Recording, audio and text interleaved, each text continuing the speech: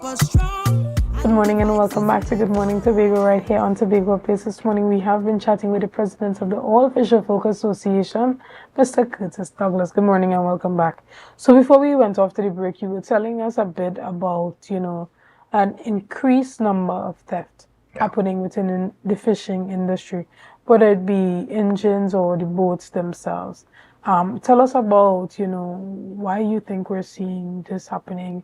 Is it local theft? Is it, persons from other islands that, are coming on their boats, seeing boats, taking them and leaving? What is happening there?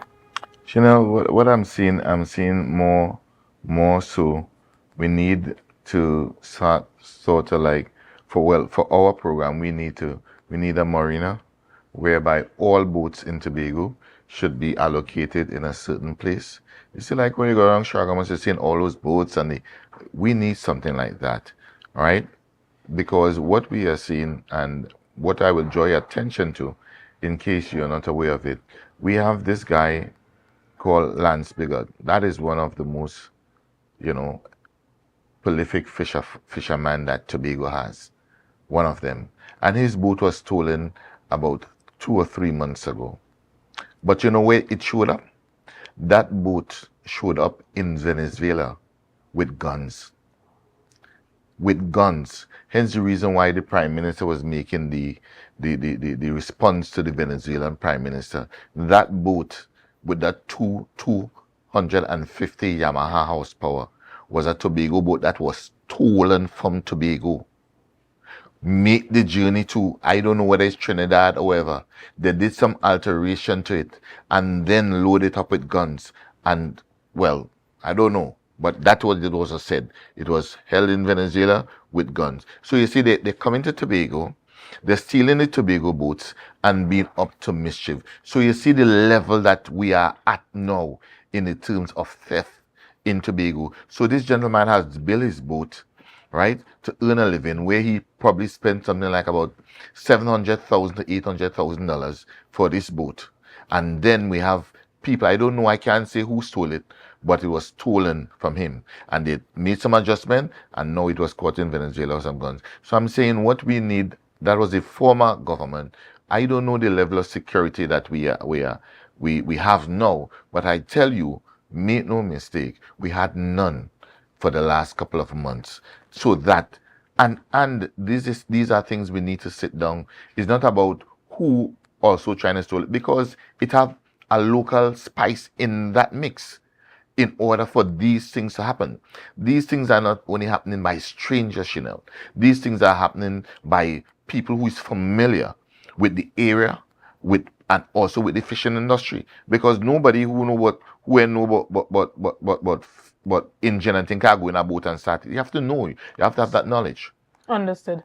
And even as we round up our discussions this morning, if you paid attention to that budget presentation last week, you realized that a lot of emphasis was placed on the Tobago Development Fund and the Loan Guarantee Program for small and medium enterprises. Now, this has been open to persons within the agriculture sector, specifically fishermen. You said earlier that a greater investment is needed to fishermen to help them, bolster the type of training, capacity building, and just increase productivity. Do you see ADFA functioning in a role that will help those fisher folk to apply for these grants and apply to benefit from these funds and initiatives that the THA has brought forward in this 2026 budget? Shenell, as I said, I don't here to knock the budget. I appreciate that initiative, but the challenge that fishermen has with some of these roles in getting loans or even grant, they make some of these grants so difficult to access, right? Sometimes they want the BIR number, okay. They want the police record, okay. They want 4 recommendation, okay. These are things that once recommended by ATFA should have a smooth sailing through to get this. But it is not that simple. When it's on paper and when it's read, it's different from the practicality and what happened in the real time. Right. Because even, okay, they have a 25 $1,000 grant right now.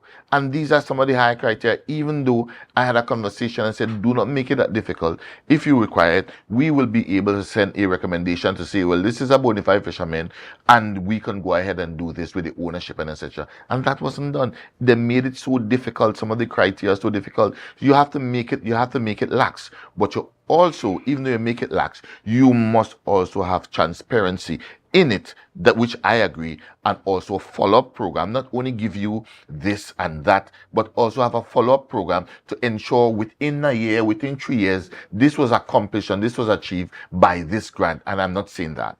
Right, but will ADFA be playing that role of Well, encouraging fisher well, folk and helping them in the ADFA process of applying for these funding? ADFA always help them. In case you don't know, ADFA always, they come to ADFA and we help fill out the applications and we help fill out the forms. But even in that, when we do that, when they go to the financial complex by Market Square there, whatever the name is, right? They encounter difficulties. So what I'm saying to you, this needs to be this supposed to be a partnership instead of isolation type of way. It should be and I'm not saying that. If we need to go forward, we need to go forward together, Shenell. Put aside your differences, but we need to go forward together, right? So these are things that we advise here, and ADFA will always be willing, once it concerns the fishing industry and once it concerns Tobago and Tobagonian, we always are willing to give assistance where assistance is needed.